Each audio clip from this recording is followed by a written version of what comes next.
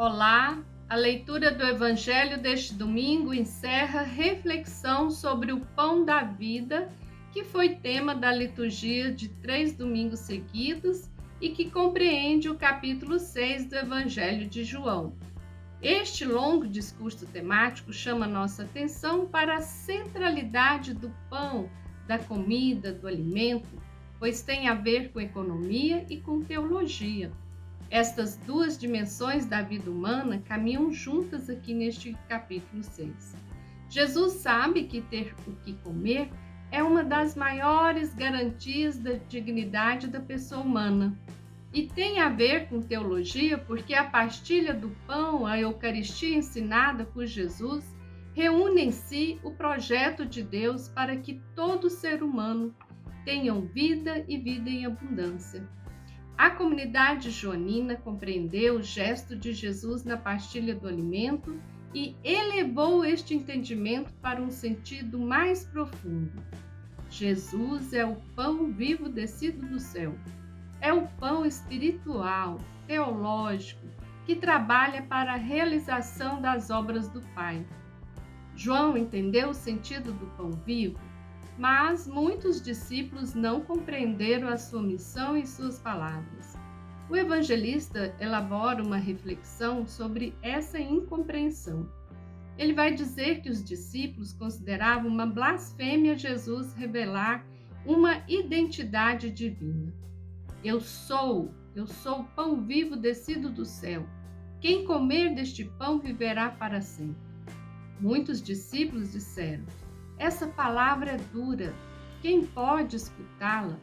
E então voltaram atrás e não andaram mais com Jesus. Ou seja, eles romperam com o seguimento de Jesus. O evangelista ensina que para estar no seguimento de Jesus, devemos ser obedientes ao Espírito. Jesus explica aos 12 que é o Espírito que vivifica. Ou seja, quem ouve e acolhe o Espírito de Deus, seguindo o sentido das coisas de Deus, seguindo o projeto proposto por Deus, que é de cuidar da criação, cuidar das pessoas, para que não haja pobres em nosso meio, esse sim consegue entender a essência do Evangelho. Jesus é o Evangelho vivo, é o alimento espiritual que nos nutre para o compromisso com a justiça e a paz. E participar do pão vivo, que é Jesus, na Santa Ceia, implica em também ser pão que gera sustento e sentido de vida para as pessoas. Jesus oferece aos 12 a opção de estar no seu seguimento, não é obrigatório. Ele pergunta: não quereis também vós partir? Agora é o momento dos discípulos decidirem e de professarem a sua fé. A firme profissão de fé no Deus da vida e permanência em seu projeto é repetida em vários livros da Bíblia. Assim como no livro de Josué, na primeira leitura, quando as tribos reunidas numa confederação vão dizer: Yahvé é nosso Deus, não vamos abandoná-lo. Ele é o Deus libertador, aquele que nos fez subir da terra do Egito, da casa da escravidão. Também em forma de cânticos, como em Salmo 34, que reconhece que Yahvé é bom e feliz o homem que nele se abriga. Esta é a fé que o antigo Israel nos ensina e que ficou na memória das comunidades cristãs. E a segunda leitura, a carta aos Efésios, exorta a igreja a manter-se unida a Cristo como uma relação de esposo e esposa, como um pacto, uma aliança matrimonial. Aqui é importante abrir um parêntese para comentar este texto da carta aos Efésios. Como essa narrativa é muito usada para justificar em nome de Jesus a violência contra a mulher, convém dizer que, diferentemente de Paulo em suas cartas autênticas, que propõe a radical igualdade entre mulheres e homens, a carta pós-paulina reintroduz os códigos de deveres domésticos, isto é, de sujeição das mulheres, dos filhos e dos escravos. Embora esses textos exijam uma contrapartida aos homens, aos pais, e senhores, esses códigos, essas regras mantêm a desigualdade, a inferioridade de mulheres, crianças e escravos.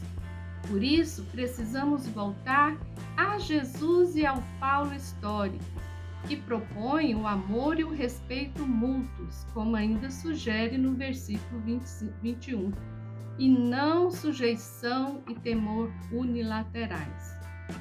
Como igreja reunida na celebração eucarística, somos convidados e convidadas a continuamente professar a fé, assim como Pedro. Senhor, tu tens palavras de vida eterna, e nós cremos e reconhecemos que és o Santo de Deus.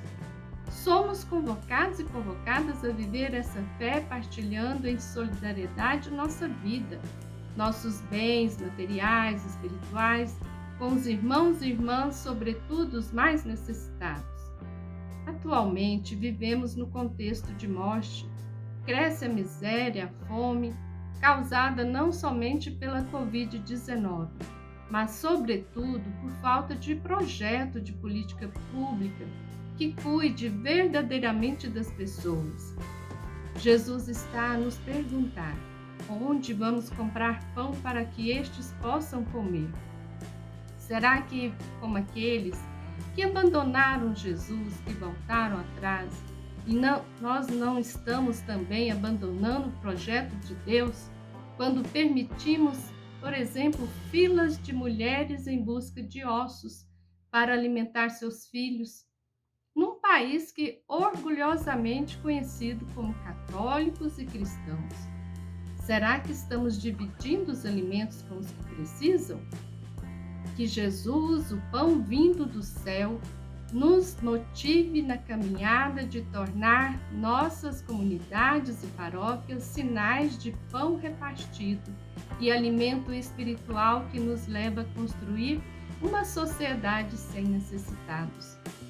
Que tornemos nosso o lema de Francisco e de Clara dos Pobres: pão para quem tem fome e fome de justiça para quem tem pão.